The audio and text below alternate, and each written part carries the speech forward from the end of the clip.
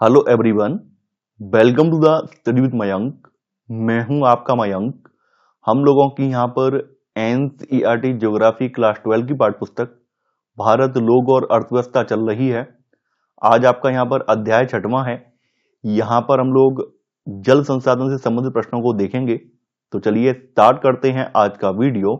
देखते हैं हमें क्या क्या डिस्कस करना है। यहां पर पहला प्रश्न है, निम्नलिखित में से जल किस प्रकार का संसाधन है? अजैव संसाधन, अनवीकरणीय संसाधन, जैव संसाधन या चक्रीय संसाधन? देखिए, जल एक जो है एक चक्रीय संसाधन है जो कि पृथ्वी पर प्रचुर मात्रा में पाया जाता है। तो यहां पर आपका सही आंसर है डी वाला। दूसरा प्रश्न है, निम्नलिखित में से किस नदी में देश में सबसे अधिक पुनः पूर्ति योग्य भूजल संसाधन है? सिंधु, ब्रह्मपुत्र, गंगा या गोदावरी? देखिए, भारत में अगर बात करें तो भारत में सबसे बड़ा जो नदी तंत्र है वो गंगा नदी तंत्र है। तो गंगा नदी तंत्र में सबसे अधिक पुनः पूर्ति योग्य भूजल संसाधन है। तो यहां पर आपका सही आंसर होगा सी वाला। तीसरा प्रश्न है, निम्नलिखित में से कौन सा घन किलोमीटर में आंकड़ा भारत में कुल वार्षिक वर्षा को सही ढंग से दर्शाता है? 2000, 3000, 4000, 5000?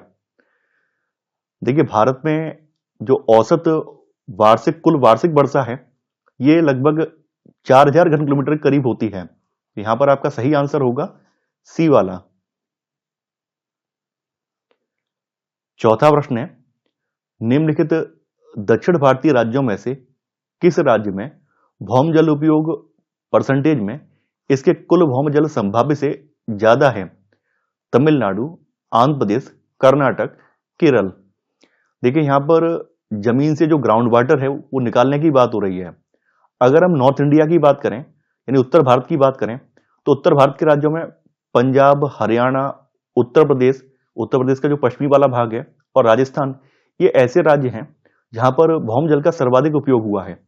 वहीं दक्षिण भारतीय राज्यों में तमिलनाडु राज्य में भौम जल का सबसे ज्यादा उपयोग हुआ है। तो यहां पर आपका सही आंसर है ए वाला।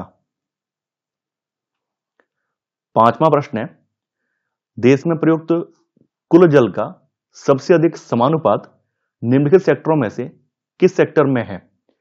सिंचाई, उद्योग, घरेलू उपयोग या इनमें से कोई नहीं? देखिए, सिंचाई उद्योग की बात करें तो सिंचाई उद्योग में 89% जो है धरातली जल का इस्तेमाल होता है और इसमें लगभग ग्राउंड वाटर का 92% इस्तेमाल होता है। उद्योगों की बात करें तो उद्योगों में धरातली जल का लगभग 2% इस्तेमाल होता है और ग्राउंड वाटर का इसमें लगभग 5% इस्तेमाल होता है। घरेलू उपयोग की बात करें तो घरेलू उपयोग में जो धरातली जल है उसका लगभग 9% इस्तेमाल होता है और जो ग्राउंड वाटर है उसका करीब 3% इस्तेमाल होता है। तो सबसे ज्यादा जो है जल का जो उपयोग है वो सिंचाई के लिए किया जाता है। तो यहां पर आपका सही आंसर है ए वाला। छठवां प्रश्न है, जल संसाधन के संदर्भ में निम्नलिखित कथनों पर विचार कीजिए। जल एक अजैविक संसाधन है। पृथ्वी पर मानव तथा अन्य जीवों के उपयोग के लिए अलवड़ी जल की मात्रा केवल 6% ही है। गोदावरी, कृष्णा और कावेरी में वार्षिक जल प्रवाह का उपयोग गंगा और ब्रह्मपुत्र नदियों की अपेक्षा अधिक होता है। आपको यहां बताना है कौन सा कथन आपका सही नहीं है। देखिए, जैसा कि आप लोग जानते हैं कि जल एक अजैविक संसाधन नहीं है बल्कि जल एक चक्रीय संसाधन है। तो यहां पर आपका पहला वाला जो है ये गलत हो जाएगा। जैसा कि आप लोग जानते हैं कि हमारी पृथ्वी का 71% सरफेस जो है ये जल से घिरा हुआ है, लेकिन पूरा का पूरा जो पानी है अलवड़ीय नहीं है। 97% जो पानी है वो खारा पानी है या फिर लवणीय पानी है और केवल 3% पानी ही अलवड़ीय या फिर मीठा पानी है और इसमें से भी बहुत अल्प मात्रा में हमारे मानव के उपयोग के लिए मौजूद है। तो यहां पर 6% नहीं है बल्कि यहां पर 3% है। तो यहां पर आपका सेकंड वाला गलत हो जाएगा। थर्ड वाला यहां पर सही है। देखिए, जो दक्षिण भारत की नदियां हैं गोदावरी, कृष्णा और कावेरी, इनके जलग्रहण क्षेत्र जो है उत्तर भारत की जो हिमालय से निकलने वाली नदियां हैं इनकी तुलना में छोटे हैं। इसके अलावा इनके जलग्रहण क्षेत्र में कोई दुर्गम बाधा भी नहीं है जैसे कि हिमालय प्रदेश में है। तो इस वजह से गोदावरी, कृष्णा और कावेरी जो नदियां हैं इन पर प्रॉपर वे में यहाँ पर डैम वगैरह बनाकर यहाँ पर बहुत सारे संयंत्र वगैरह लगा के यहाँ के जल का उपयोग सिंचाई इत्यादि में भरपूर किया जा सका है। जबकि जो हिमालयी नदियां हैं, हिमालयी नदियां अपने दुर्गम प्रदेशों से निकलती हैं, तो वहां पर डैम वगैरह बनाना या फिर वहां पर उनका बहुत ज्यादा जल स्टोर कर पाना संभव नहीं है। तो यहाँ पर थर्ड वाला कथन आपका सही है। यहाँ पर आपका केवल एक और दो गलत है, तो आपका सही आंसर है यहाँ पर बी वाला, केवल एक और दो। सातवां प्रश्न है, भारत के जल संसाधनों के संदर्भ में निम्नलिखित कथनों पर विचार कीजिए। भारत में विश्व के जल संसाधनों का 4% भाग पाया जाता है। धरातली जल और पुनः पूर्ति योग्य भौम जल से 7% जल का लाभदायक उपयोग किया जा सकता है। आपको यहां बताना है कौन सा कथन आपका सही है। देखिए, अगर हम भारत की बात करें तो भारत में संपूर्ण विश्व के जो जल संसाधन है उनका अकेले 4% अकेले भारत में ही पाया जाता है। तो यहां पर आपका ए वाला बिल्कुल सही है। भारत के धरातली जल संसाधन और पुनः पूर्ति योग्य भौम जल संसाधनों की बात करें तो हमारे यहां पर जो है 1869 घन किलोमीटर ये संसाधन पाए जाते हैं। लगभग 1869 घन किलोमीटर ये संसाधन पाए जाते हैं। हालांकि इनमें से कि पूरा का पूरा जो धरातली जल और पुनः पूर्ति योग्य भौम जल जो है इस्तेमाल नहीं होता है। इसका केवल 60% हम लोग इस्तेमाल कर पाते हैं, यानी करीब करीब हम लोग 1122 घन किलोमीटर यहाँ पर जो संसाधन है ये इस्तेमाल कर पाते हैं। अगर हम धरातली जल की बात करें तो धरातली जल का तो बहुत कम भाग हम इस्तेमाल कर पाते हैं। धरातली जल का केवल 32% भाग ही हम इस्तेमाल कर पाते हैं। लगभग हम 690 घन किलोमीटर भाग ही इस्तेमाल कर पाते हैं। तो यहाँ पर लिखा हुआ है कि धरातली जल और पुनः पूर्ति योग्य भौम जल से 7% जल का लाभदायक उपयोग किया जा सकता है। ये गलत है, क्योंकि दोनों के निष्कासन में बहुत सारी बाधाओं का सामना करना पड़ता है। तो इस वजह से हम पूरा पूरा इस्तेमाल नहीं कर पाते हैं। यहां पर आपका केवल पहला वाला सही है, तो आंसर है यहां पर ए, केवल एक। आठवां प्रश्न है, धरातलीय जल संसाधन के संदर्भ में निम्नलिखित कथनों पर विचार कीजिए। धरातली जल के मुख्य स्रोत नदियां, झीलें, तलैया और तालाब हैं। भारत में सभी नदी बेसिनों में औसत वार्षिक प्रवाह का 1/3 धरातली जल का ही उपयोग किया जा सकता है। आपको यहां बताना है कौन सा कथन सही है। यहां पर पहला वाला कथन बिल्कुल सही है। धरातली जल के मुख्य स्रोतों में नदियां, झीलें, तलैया और तालाब शामिल हैं। भारत में जो सभी नदी बेसिन हैं उनका जो औसत वार्षिक प्रवाह है ये 1869 घन किलोमीटर है। फिर भी स्थलाकृतिक या फिर जलीय या फिर अन्य प्रकार के जो दबाव हैं उनकी वजह से इनका केवल 32% हिस्सा ही हम लोग उपयोग कर पाते हैं, यानी कि 690 घन किलोमीटर पानी ही हम इस्तेमाल कर पाते हैं। तो यहां पर आपका सेकंड वाला सही है। यहां लिखा है 1/3, तो यहां पर 1/3 वैल्यू लगभग आ रही है 32%। तो यहां पर आपका 1 और 2 दोनों ही सही हैं। तो आपका सही आंसर है यहां पर सी वाला, यानी कि 1 और 2 दोनों। 9वां प्रश्न है, निम्नलिखित दो कथन दिए गए हैं, एक को अभिकथन और दूसरे को कारण कहा गया है। आपको यहां पर कूट की सहायता से सही उत्तर का चयन करना है। अभिकथन, गंगा, ब्रह्मपुत्र और बराक नदियां देश के कुल क्षेत्र के लगभग 1/3 भाग पर पाई जाती हैं। कारण, इन नदियों के जलग्रहण क्षेत्र में वर्षा अपेक्षाकृत अधिक होती है। आपको यहां पर कूट की सहायता से सही उत्तर का चयन करना है। देखिए, यहां पर अभिकथन बिल्कुल सही है। गंगा, ब्रह्मपुत्र और बराक नदियां जो हैं ये देश के कुल क्षेत्र के लगभग 1/3 भाग पर पाई जाती हैं। और यहां पर इन नदियों की बात करें तो इन नदियों में भारत के कुल धरातली संसाधनों का लगभग 60% जल पाया जाता है। इसका रीजन ये है कि नदियों के जो जलग्रहण क्षेत्र हैं उनमें वर्षा अपेक्षाकृत अधिक होती है। तो यहाँ पर अभिकथन और कारण दोनों ही सही हैं, और जो कारण है वो अभिकथन की सही व्याख्या भी करता है। तो आपका सही आंसर है यहाँ पर ए वाला। 10वां प्रश्न है, भारत में भौम जल का सर्वाधिक उपयोग करने वाले राज्य निम्नलिखित में से कौन से हैं? पंजाब, हरियाणा, राजस्थान और तमिलनाडु, छत्तीसगढ़, ओडिशा और केरल, गुजरात, उत्तर प्रदेश, बिहार, त्रिपुरा और महाराष्ट्र, या इनमें से कोई नहीं। देखिए, जैसा कि आप लोग जानते हैं, हरित क्रांति की वजह से पंजाब, हरियाणा और पश्चिमी उत्तर प्रदेश के कुछ रीजन जो हैं जहां पर भौम जल का सबसे ज्यादा उपयोग हुआ है। वहीं राजस्थान में सूखे की स्थिति की वजह से वहां की जो अधिकांश आबादी है वो जो या तो वहां पर जो भी नेचुरल संसाधन है, जो भी नदियां वगैरह, नहर वगैरह निकाली गई हैं उन पर डिपेंड है, या फिर वो लोग ग्राउंड वाटर पर डिपेंड है। ऐसी तमिलनाडु की स्थिति भी है।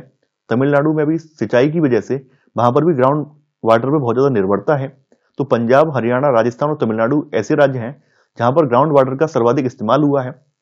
वहीं छत्तीसगढ़, उड़ीसा और केरल राज्यों की बात करें तो यहां पर ग्राउंड वाटर का सबसे कम इस्तेमाल हुआ है, जबकि गुजरात, उत्तर प्रदेश, बिहार, त्रिपुरा और महाराष्ट्र राज्यों में मध्यम स्तर से इसका इस्तेमाल हुआ है, यानी मध्यम स्तर पर ग्राउंड वाटर का इस्तेमाल हुआ है। तो यहां पर आपका सही आंसर होगा यहां पर ए वाला। 11वां प्रश्न है, निम्नलिखित में से किस नदी बेसिन का कुल पूर्ति योग्य भौमजल संसाधन सबसे कम है? तापी, गंगा, चंबल, सुवर्णरेखा। देखिए, देश में कुल पुनः पूर्ति योग्य भौमजल संसाधन ये लगभग 432 घन किलोमीटर है, यानी ये जो है 432 घन किलोमीटर है। अगर हम बात करें यहां पर जितनी भी नदियां दी गई हैं उनके पुनः पूर्ति योग्य भौमजल संसाधनों की, तो इसमें जो आपकी सुवर्णरेखा नदी है इसका सबसे कम है। सुवर्णरेखा का मात्र 1.82 घन किलोमीटर है। यहां पर गंगा जो नदी है भारत में, इसका पुनः पूर्ति योग्य भौमजल संसाधन सबसे ज्यादा है, इसका जो है 170 घन किलोमीटर है। जबकि तापी की बात करें तो तापी का जो है 8.27 घन किलोमीटर है। चंबल की बात करें तो चंबल का 7.19 घन किलोमीटर है। तो भारत में सबसे ज्यादा पुनः पूर्ति योग्य भौमजल संसाधन के मामले में गंगा का नंबर आता है और सबसे कम में सुवर्णरेखा नदी आती है। तो आपका सही आंसर है यहां पर डी वाला। 12वां प्रश्न है, भारत के सिंचित प्रदेशों के संदर्भ में निम्नलिखित कथनों पर विचार कीजिए। पंजाब, हरियाणा और पश्चिमी उत्तर प्रदेश में निबल बोयगढ़ क्षेत्र का 85% भाग वर्षा पर आश्रित है। इन राज्यों में भौमजल संसाधन के अत्यधिक उपयोग से भौमजल स्तर नीचे हो गया है। निबल सिंचित क्षेत्र का 76.1% पंजाब में और 51.3% हरियाणा में कुओं और नलकूपों के द्वारा सिंचित है। आपको यहां बताना है कौन सा कथन सही नहीं है। चूंकि पंजाब, हरियाणा और पश्चिमी यूपी वाला जो रीजन है, यहां पर औसत वार्षिक वर्षा मध्यम स्तर की होती है, तो यहां पर अधिकतर जो खेती है वो सिंचाई पर निर्भर है। तो यहां पर जो खेतीबाड़ी है उसका 85% जो है ये वर्षा पर नहीं बल्कि सिंचाई पर डिपेंड है। ये सिंचाई के द्वारा यहां पर खेती की जाती है। तो यहां पर आपका पहला वाला गलत हो जाएगा। चूंकि इन राज्यों में बहुत ज्यादा ग्राउंड वाटर की डिमांड रहती है, बहुत ज्यादा ग्राउंड वाटर निकाला जाता है, इसकी वजह से जो ग्राउंड वाटर लेवल है, भौमजल स्तर जो है वो नीचा हो गया है। तो यहां पर आपका सेकंड वाला सही है। निबल सिंचित क्षेत्र का 76.1% हिस्सा जो पंजाब में है और 51.3% हरियाणा में जो है कुओं और नलकूपों द्वारा सिंचित है। तो यहां पर आपका थर्ड वाला सही है। यहां पर आपका केवल पहला वाला गलत है, तो आपका आंसर होगा यहां पर सी, केवल एक सही नहीं है। 13वां प्रश्न है, निम्नलिखित कथनों में से कौन सा या कौन से सही नहीं है? पहला है, महाराष्ट्र और राजस्थान में भूमिगत जल में फ्लोराइड के संकेंद्रण के बढ़ने का कारण भौमजल संसाधन का अत्यधिक उपयोग है। पश्चिम बंगाल और बिहार के कुछ भागों में संख्या के संकेंद्रण की वृद्धि हो गई है। आपको यहां पर कूट की सहायता से सही उत्तर का चयन करना है। देखिए, यहां पर पहला वाला कथन बिल्कुल सही है। महाराष्ट्र और राजस्थान में जो ग्राउंड वाटर में फ्लोराइड का संकेंद्रण बढ़ रहा है, उसका रीजन ये है कि यहां पर भौमजल संसाधन का अत्यधिक दोहन किया गया है। इसकी वजह से भौमजल में फ्लोराइड का संकेंद्रण बढ़ गया है। वहीं पश्चिम बंगाल और बिहार के रीजन में भौमजल में संख्या यानी कि आर्सेनिक का संकेंद्रण बढ़ गया है। तो यहां पर देखिए, एक और दो दोनों ही सही है। यहां पे पूछा गया है कौन सा सही नहीं है, तो यहां पर आपका आंसर होगा डी वाला। ना तो एक गलत है और ना ही दूसरा, तो आंसर है यहां पर डी वाला। 14वां प्रश्न है, निम्नलिखित कथनों पर विचार कीजिए। नदियों में प्रदूषकों का संकेंद्रण ठंडी के समय अधिक होता है। दिल्ली और इटावा के बीच यमुना नदी देश में सबसे अधिक प्रदूषित नदी है। भौमजल प्रदूषण का कारण भारी विषैली धातुओं, फ्लोराइड और नाइट्रेट का संकेंद्रण है। केंद्रीय प्रदूषण नियंत्रण बोर्ड राज्य प्रदूषण नियंत्रण बोर्ड के साथ मिलकर राष्ट्रीय जल संसाधन की गुणवत्ता की मॉनिटरिंग करता है। आपको यहां पर बताना है कौन सा कथन सही है। देखिए, यहां पर पहला वाला कथन गलत है। नदियों में प्रदूषकों का जो संकेंद्रण है ये ठंड के समय नहीं बल्कि गर्मी के समय होता है, क्योंकि गर्मी के मौसम में नदियों में पानी की मात्रा कम हो जाती है, तो ऐसे करके नदी जल में प्रदूषकों का संकेंद्रण बढ़ जाता है। यहां पर आपका सेकंड वाला सही है। दिल्ली से लेकर इटावा के बीच यमुना नदी जो है सबसे ज्यादा पोल्यूटेड है। थर्ड वाला भी सही है। जो आपका जो ग्राउंड वाटर है इसके पोल्यूटेड होने का कारण जो है ये विषैली धातुएं हैं, फ्लोराइड और नाइट्रेट का संकेंद्रण है। चौथा वाला भी यहां पर सही है। जो सीपीसीबी है यानी कि सेंट्रल पोल्यूशन कंट्रोल बोर्ड जो है ये राज्य प्रदूषण नियंत्रण बोर्ड के साथ मिलकर राष्ट्रीय जल संसाधनों की गुणवत्ता की मॉनिटरिंग करता है। तो देखिए यहां पर 2, 3, 4 सही है, तो आपका सही आंसर है यहां पर बी वाला। 15वां प्रश्न है, निम्नलिखित में से कौन सा या कौन से अधिनियम जल प्रदूषण से संबंधित है? जल अधिनियम 1974, पर्यावरण सुरक्षा अधिनियम 1986, जल उपकर अधिनियम 1977 या उपरोक्त सभी? देखिए ये सभी अधिनियम जो है जल प्रदूषण से संबंधित हैं। हालांकि ये सभी जो है अच्छी तरह से लागू नहीं हो पाए, इनका पूरी तरह से उपयोग नहीं हो पाया, पूरी तरह से इनका जो है पालन नहीं हो पाया, इस वजह से बहुत ज्यादा इनका लाभ नहीं मिला है। तो यहां पर आपका सही आंसर है डी वाला, यानी उपरोक्त सभी। 16वां प्रश्न है, भारत की प्रमुख प्रदूषित नदियों और उनके तट पर स्थित शहरों के संदर्भ में कौन सा युग्म सही सुमेलित नहीं है? शहर, नदियां, अहमदाबाद साबरमती, लखनऊ गोमती, मदुरई कावेरी, हैदराबाद मूसी। देखिए अहमदाबाद शहर जो है साबरमती नदी के किनारे है, लखनऊ जो है गोमती नदी के किनारे है, मदुरई जो है ये कावेरी के किनारे नहीं है बल्कि ये वैगई नदी के किनारे है। ये जो है एक नदी है वैगई, तो वैगई नदी के किनारे है। हैदराबाद जो है मूसी नदी के किनारे है। तो आपका जो गलत वाला आंसर है वो है सी वाला। 17वां प्रश्न है, जल का पुनः चक्र और पुनः उपयोग के संदर्भ में निम्नलिखित कथनों पर विचार कीजिए। पहला है, पुनः चक्र और पुनः उपयोग द्वारा अलवणीय जल की उपलब्धता को सुधारा जा सकता है। कम गुणवत्ता वाले जल का प्रयोग उद्योगों में करने से जल पर होने वाली लागत को कम किया जा सकता है। पुनः चक्र द्वारा पुनः पूर्ति योग्य जल की उपादेयता व्यापक है। आपको यहां पर बताना है कौन सा सही है। देखिए यहां पर पहला वाला कथन बिल्कुल सही है। यहां पर पुनः चक्र और पुनः उपयोग के द्वारा जो अलवणीय जल है इसकी जो उपलब्धता है इसको सुधारा जा सकता है, और जो कम गुणवत्ता वाला जल है इसका प्रयोग हम उद्योगों में कर सकते हैं, नर्सरी इत्यादि में कर सकते हैं। तो इससे जो है जल पर लगने वाली लागत जो है ये कम हो जाती है। तो यहाँ पर आपका सेकंड वाला ये भी सही है। पुनः चक्रण और पुनः पूर्ति योग्य जो जल की उपादेयता है ये व्यापक है, यानी पुनः चक्रण करने से पुनः पूर्ति योग्य जो जल है इसका इस्तेमाल हम अधिक से अधिक कार्यों में कर सकते हैं। यानी अगर हम जल को रिसाइकिल कर लेंगे तो हम जल का उपयोग विभिन्न कार्यों के लिए कर सकते हैं। तो यहाँ पर आपका थर्ड वाला ये भी सही है। तो यहाँ पर आपके तीनों ही सही है, तो आंसर है आपका डी वाला, यानी कि 1, 2 और 3।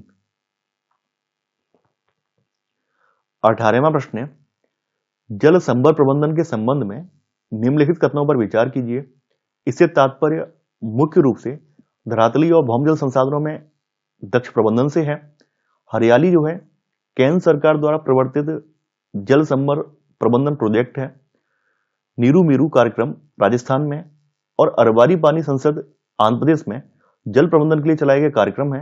आपको यहां बताना है कौन सा सही नहीं है। देखिए यहां पर पहला वाला बिल्कुल सही है। जल संभर प्रबंधन से तात्पर्य धरातली और भौम जल संसाधनों का दक्ष प्रबंधन है। हरियाली जो प्रोजेक्ट है ये केंद्र सरकार के द्वारा प्रवर्तित जल संभर प्रबंधन प्रोजेक्ट है। तो यहाँ पर आपका सेकंड वाला भी सही है। नीरू मीरू का अर्थ है जल और आप। ये कार्यक्रम जो है आंध्र प्रदेश गवर्नमेंट के द्वारा चलाया गया है। वहीं राजस्थान के अलवर रीजन में अरवानी पानी संसद जो कार्यक्रम है, अरवारी पानी संसद जो कार्यक्रम है ये चलाया गया है, जिसके तहत जोहड़ या फिर छोटे स्तर के जो तालाब वगैरह हैं ये बनाए गए हैं। तो यहाँ पर आपका थर्ड वाला गलत हो जाएगा। यहाँ पर पूछा गया है कौन सा सही नहीं है, तीसरा वाला सही नहीं है, तो आंसर है सी, केवल थर्ड। 19वां प्रश्न है, भारत का कौन सा राज्य घरों में वर्षा जल संकट संरक्षण निर्माण को अनिवार्य करने वाला पहला राज्य है? कर्नाटक, तमिलनाडु, गुजरात, राजस्थान। देखिए तमिलनाडु राज्य में कानून बनाकर प्रत्येक घर को वर्षा जल संग्रहण करने के लिए कानूनी रूप से बाध्य कर दिया गया है, और यह ऐसा करने वाला पहला राज्य है। तो यहां पर आपका सही आंसर है बी वाला। 20वां प्रश्न है, लैगून तथा झीलों के संदर्भ में निम्नलिखित कथनों पर विचार कीजिए। लैगून और झीलों से प्राप्त जल संसाधन का उपयोग केरल और पश्चिम बंगाल राज्यों में पीने के लिए किया जाता है।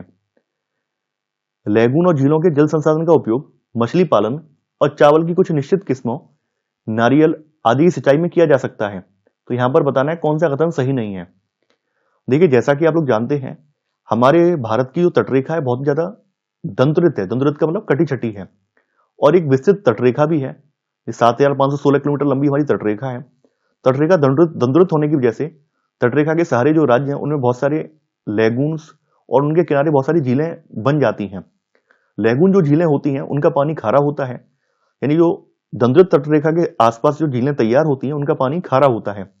तो खारे पानी का हम इस्तेमाल पीने के लिए नहीं कर सकते हैं, बल्कि इसका इस्तेमाल हम लोग कुछ किस्म की जो मछली हैं, चावल की कुछ किस्में हैं, नारियल आदि उगाने के लिए इसका इस्तेमाल कर सकते हैं। तो यहाँ पर आपका पहला वाला गलत हो जाएगा, यहाँ पर सेकंड वाला सही है। तो यहाँ पर आपका सही आंसर है ए वाला, केवल एक सही नहीं है।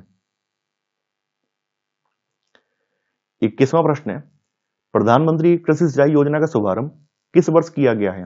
2014 में, 2015 में, 2016 में, 2019 में? प्रधानमंत्री कृषि सिंचाई योजना का शुभारंभ जो है 2015 में किया गया था। तो सही आंसर है यहाँ पर बी वाला। 22वां प्रश्न है, अटल भूजल योजना, जिसको अटल जल के नाम से जाना जाता है, इसके संदर्भ में निम्नलिखित कथनों पर विचार कीजिए। दिसंबर 2019 को प्रधानमंत्री द्वारा निम्न भूमि जल स्तर वाले क्षेत्रों में भूजल संरक्षण के लिए अटल भूजल योजना प्रारंभ की गई है। इस योजना का कुल परिव्यय 6000 करोड़ रुपए है, जिसका संपूर्ण वित्त पोषण विश्व बैंक के ऋण के रूप में होगा। यह 5 वर्ष की अवधि यानी 2020 से 21 और 2024-25 के लिए लागू की गई है। आपको यह बताना है कौन सा कथन सही है। देखिए यहाँ पर पहला वाला कथन बिल्कुल सही है। इसे जो है दिसंबर 2019 में हमारे प्रधानमंत्री श्री नरेंद्र मोदी के द्वारा स्टार्ट किया गया था। इस परियोजना का कुल परिव्यय 6000 करोड़ रुपए है, जिसका 50% फंडिंग जो है विश्व बैंक से ऋण के रूप में होगी और बाद बाकी 50% की फंडिंग जो है जो आपकी केंद्र सरकार है वो करेगी, अपने बजट से करेगी। तो यहाँ पर आपका सेकंड वाला गलत हो जाएगा, यानी इसका संपूर्ण वित्त पोषण विश्व बैंक के ऋण से नहीं होगा बल्कि 50% का होगा। थर्ड वाला यहाँ सही है, 5 वर्षों की अवधि यानी 2020-21 से 2024-25 के लिए लागू की गई है। यहाँ पर आपका 1 और 3 सही है, तो आंसर है आपका बी वाला, केवल 1 और 3। 23वां प्रश्न है, अटल भूजल योजना में चिन्हित प्राथमिकता वाले 7 राज्यों में निम्न में से कौन सा राज्य शामिल नहीं है? गुजरात, कर्नाटक, हिमाचल प्रदेश, महाराष्ट्र। देखिए इसके 7 राज्यों में गुजरात शामिल है, कर्नाटक शामिल है, महाराष्ट्र शामिल है। इसके अलावा इसमें जो है हरियाणा शामिल है, इसमें जो हरियाणा आ जाता है। हरियाणा के अलावा इसमें जो है एमपी शामिल है, मध्य प्रदेश शामिल है, यूपी शामिल है और राजस्थान शामिल है। लेकिन इसमें हिमाचल प्रदेश शामिल नहीं है। तो यहां पर आपका सही आंसर होगा सी वाला। 24वां प्रश्न है, भारतीय राष्ट्रीय जल नीति 2012 की निम्नलिखित में से मुख्य विशेषताएं हैं। अंतरराज्यीय नदियों और नदी घाटियों के इष्टतम विकास के लिए एक राष्ट्रीय जल ढांचा कानून बनाना, विभिन्न उद्देश्यों के लिए पानी के उपयोग के लिए बेंचमार्क विकसित करना, भौम जल के उपयोग को बढ़ाने के उपाय करना, जल संसाधन परियोजनाओं और सेवाओं का प्रबंधन सामुदायिक भागीदारी से किया जाना। आपको यहां बताना है कौन सा सत्य है। तो ये देखिए यहां पर आपका पहला वाला सही है। इसमें जो है अंतरराज्यीय नदियों और नदी घाटियों के जो जल है इसका इष्टतम विकास करने के लिए एक राष्ट्रीय जल ढांचा कानून तैयार करना है। इसके अलावा विभिन्न उद्देश्यों के लिए पानी के उपयोग के लिए बेंचमार्क सेट करना है। इसमें जो भौम जल के उपयोग को बढ़ाने के उपाय नहीं दिए गए हैं बल्कि इसके कम करने के उपाय बताए गए हैं। तो थर्ड वाला गलत हो जाएगा। चौथा वाला यहाँ पे बिल्कुल सही है। इसके लिए हमें जो जन भागीदारी है, जन सामुदायिक भागीदारी, वो हमें करनी है। यहाँ पर आपका 1, 2 और 4 सही है, तो आपका सही आंसर है सी वाला, केवल 1, 2 और 4। 25वां प्रश्न है, देश में प्रति व्यक्ति जल की उपलब्धता को सुनिश्चित करने के लिए जल क्रांति अभियान का शुभारंभ कब किया गया? 2015, 2018, 2020, 2024। देखिए जल क्रांति अभियान का शुभारंभ जो है 2015 में किया गया था। तो आपका सही आंसर है यहाँ पर ए वाला। तो ये था हमारा आज का वीडियो। आई होप आपको आज का वीडियो पसंद आया होगा। आप लोग इस वीडियो को लाइक और शेयर करना बिल्कुल नहीं भूलें। तो आज के लिए इतना ही। Thanks for watching. जय हिंद।